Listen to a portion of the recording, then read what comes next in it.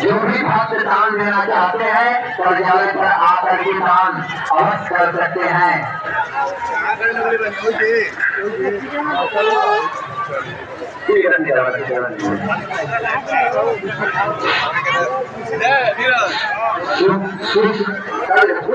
Khushboo Kumari Ibrahimpur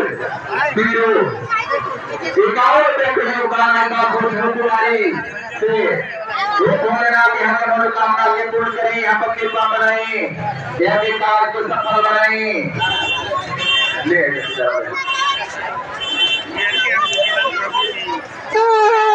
hello कुछ ही क्षणों